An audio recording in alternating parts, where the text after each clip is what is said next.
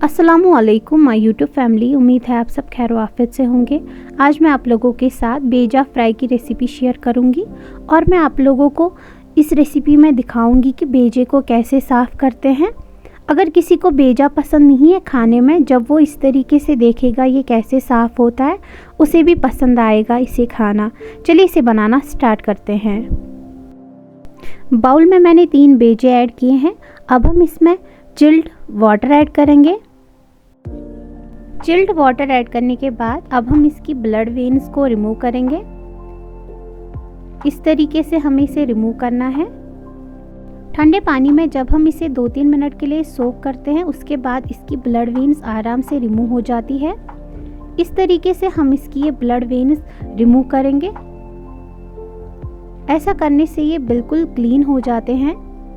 इनकी जो स्मेल होती है वो भी ख़त्म हो जाती है। आप इसकी कोई भी डिश बना सकते हैं आराम से, अगर आप इस तरीके से इसे साफ़ करेंगे। इसी तरीके से हम बाकी के जो बेजे के पीसेस हैं उन्हें भी साफ़ करेंगे।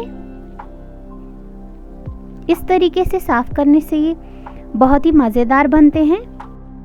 आप देख सकते हैं बेजा कितने अच्छे से साफ़ हो गया है। दूसरे साइड से मैंने कढ़ाई में 1/2 लीटर गर्म पानी ऐड किया है। पानी में जैसे ही उबाल आएगा हम इसमें हल्दी ऐड करेंगे। 2 टीस्पून हल्दी पाउडर ऐड करेंगे। हल्दी वाले पानी में हम बेजे को 1 से 2 उबाल आने तक कुक करेंगे। हल्दी वाले पानी में उबाल आ गया है। अब हम इसमें वॉश किया हुआ बेजा ऐड करेंगे। जब तक हल्दी वाले पानी में उबाल आएगा, दूसरे साइड से हम तब तक इन मसालों को मैनुअली ग्राइंड करेंगे। ये स्पेशल बेजा मसाला है। हल्दी वाले पानी में उबाल आ गया है। अब हम बेजे को इससे बाहर निकालेंगे। हल्दी वाले पानी को हमें ड्रेन करना है।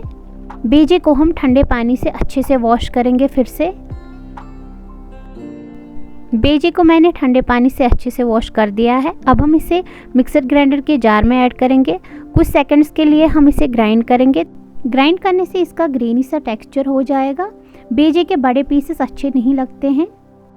यहाँ पे मैंने कढ़ाई में 5 टेबलस्पून मस्टर्ड ऑयल ऐड किया है। ऑयल को हम अच्छे से गर्म करेंगे।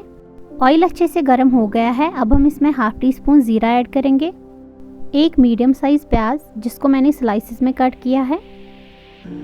प्याज को हम लाइट गोल्डन होने तक फ्राई करेंगे।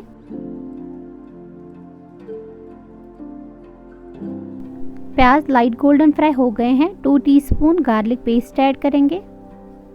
गार्लिक को हम अच्छे से फ्राई करेंगे। गार्लिक और प्याज अच्छे से फ्राई हो गए हैं। अब हम इसमें 5 टमाटर का मैंने पेस्ट बनाया है वो ऐड करेंगे। टमाटर को हम तब तक फ्राई करेंगे जब तक इसका ऑयल सेपरेट हो जाएगा। 2 टीस्पून साल्ट ऐड करेंगे। साल्ट आप अपने टेस्ट के अकॉर्डिंग एडजस्ट कर सकते हैं।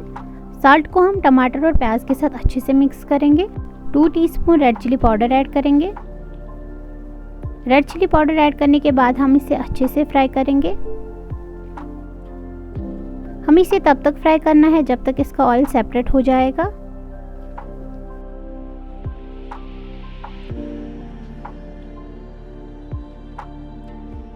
आप देख सकते हैं टमाटर का ऑयल सेपरेट होने लगा है।